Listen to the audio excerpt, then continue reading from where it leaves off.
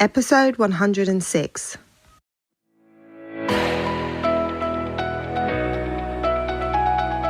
Hello, you're listening to the Career Changemaker podcast. Having the courage to leave a career that you have worked hard to build and try something else can be tough. So in each episode, we dive into key career change strategies so that you have a clear understanding of what is required to transition into a new role or a new industry without feeling like you have to start at the bottom or have to take a massive pay cut, because ain't nobody got time for that. If you are ready for frank and honest discussions about how to become a career change maker, keep listening. I'm your host, lawyer turned career strategist and executive coach, Janine Esbrand.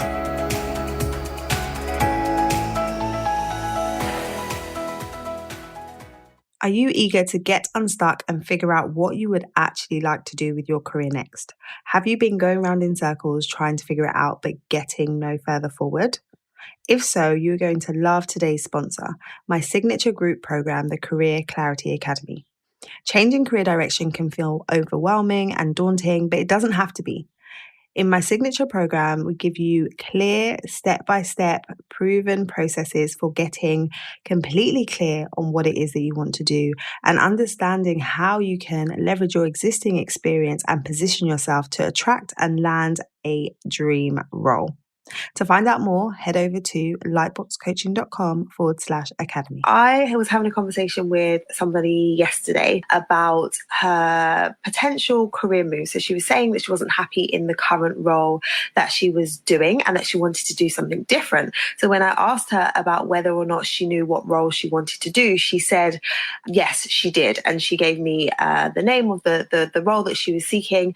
And then when we kind of got into the conversation a bit more, it became apparent that the role that she was thinking about moving into was a role that she had decided to go for because it was quite similar to her existing role. So she figured that it's quite similar. That means I'll be able to transition quite easily and therefore I won't need to retrain. And on that basis, she was going ahead and seeking open vacancies for that particular position. But as we got speaking, it became further apparent that it wasn't necessarily what she really wanted to do. So she was basing her decision about the role she was going for on whether she thought it was possible for her to get at this stage. So she was looking at where she is now. She was saying that I know I want to change. I know I'm feeling frustrated in the role that I'm in. I know it doesn't currently fit my lifestyle. And so then from there, she's thinking, okay, if I don't do this, what else could I do? And that's generally where people start. They say, I'm doing this role, not happy, but if I didn't do this, what else could I do? And that all sounds great. It makes sense. It's totally a logical thing to do in terms of looking at your current experience and saying, well, what's similar and what could I move into? But you do run the risk of moving into a role that's similar, but then a role that you might not enjoy in the same way that you're not enjoying the role that you're doing now. So one thing that I was saying to her is it's not always good to start from a place of what could I possibly do?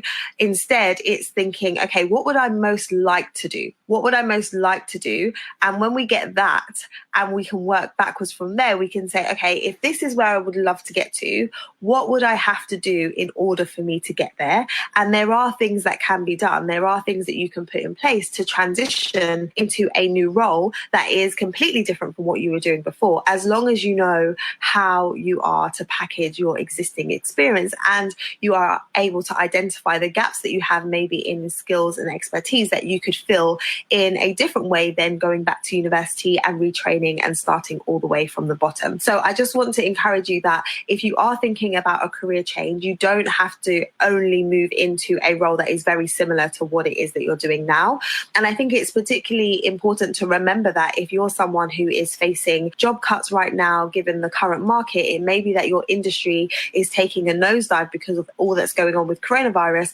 And when you start to look around you and say, well, are there similar roles? There aren't, because the industry as a whole is being impacted. So therefore, you're going to have to think outside of the box and say, well, if I can't transition into a role that's similar, then I need to be able to do something different.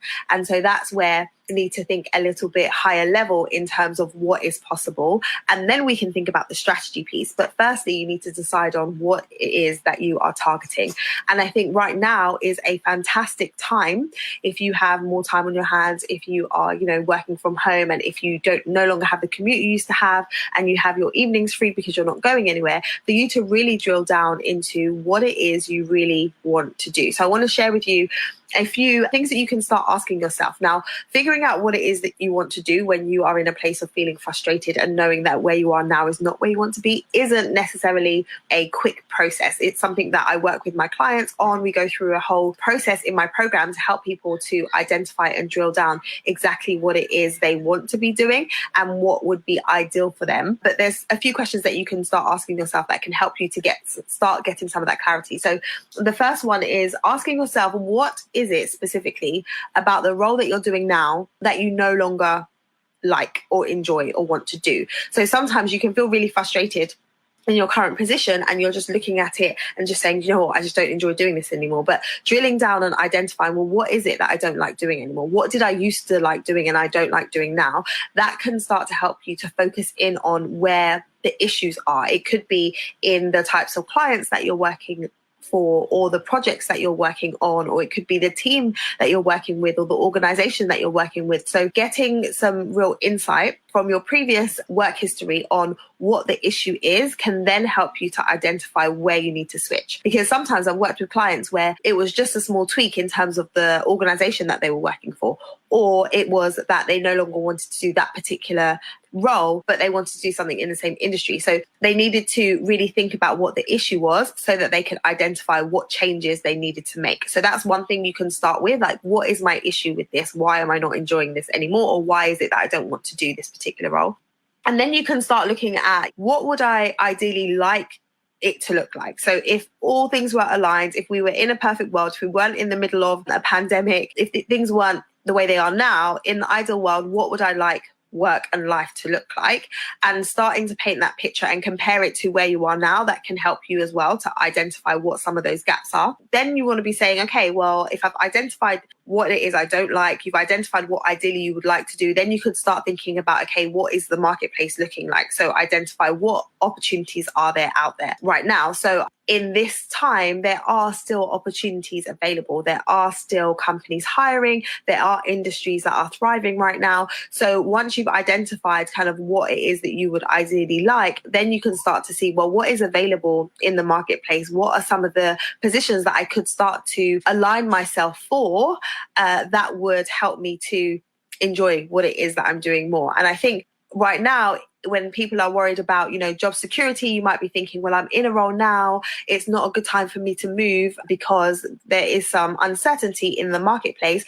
That's all well and good. Just because you're in a role that you're comfortable in right now doesn't mean you can't still look at preparing for a career change. If you've been in a role for some time, maybe you've been in the role for 5 years, 6 years, 7 years plus, and you know that you're no longer wanting to do the role, just because of the circumstances that we're in now, that doesn't mean you have to down tools completely on any kind of career change action. You can be taking action right now while you're still doing your current role. You can be doing the right research. You can be really understanding yourself more and understanding what your issue is with the role, so that when time comes where things turn around and where there's more opportunities, you fully aligned yourself, positioned yourself, and got yourself ready to go for the type of role that you really want to go for. So I think that whether you are landing a new role and it's an interim measure right now, whether you're taking a contract role, all of that is great stuff. It's great to keep building your toolkit, keep gaining the experience that you need.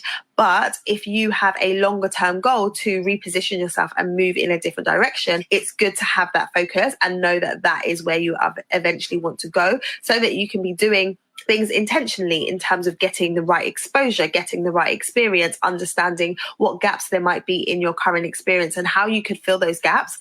Those are things that you can be doing now and working towards, so that you feel like you are making progress towards goals that you may have set last year, or goals that you may have set at the beginning of this year. And now, because things have happened the way that they have, you might be thinking, okay, I've just got to ditch those and just focus on the role that I'm in and just be here because I should be grateful that I have a role, or I should just be happy that I'm able to, work from home because there's layoffs everywhere else, yeah, be grateful, show up, do what it is that you have to do. But I say don't let go of your goals. I shared before the importance of, maybe changing the plan, maybe changing the timeline, but not changing the goal. Because I ultimately believe that work takes up such a large proportion of our time. So if you are showing up to work and you are not enjoying it, if you are working from home now and you feel so frustrated that not only are you having to do a role that you're not enjoying, but you no longer have the camaraderie of your colleagues, you're not in the office environment anymore, so it feels even worse that you're getting your head down and doing work that you're not enjoying. So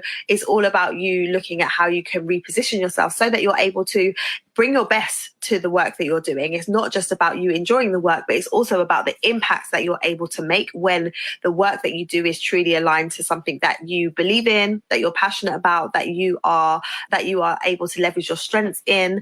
That all brings a much better kind of contribution to the marketplace. So that's why I think it's just so important that you are able to find a role that fully aligns with you, what you are good at and what you really want to be doing, what you're interested in. So that is kind of what I want you to think about if you are seeking a role right now, but thinking, okay, I should down tools with it. Just be thinking about, am I actually looking at the right opportunity? Am I seeking the right role? So be asking yourself, what is it about my current role that frustrates me or my previous role that frustrated me? What is it that I would ideally like to be doing? And what am I seeing in the marketplace right now that can help you to identify where best to position yourself? Thank you for listening to this episode of the Career Changemaker podcast. If you have enjoyed what you've heard today, then head over to iTunes or wherever it is that you listen to podcasts and leave us a rating and review. And don't forget to subscribe so that you can hear when the next episode goes live. And if you like hanging out on Instagram, then I would love for you to tag me and let me know what you really thought about the episode over there at Career Changemaker. Until next time, keep working towards your career goals and we will speak very, very soon.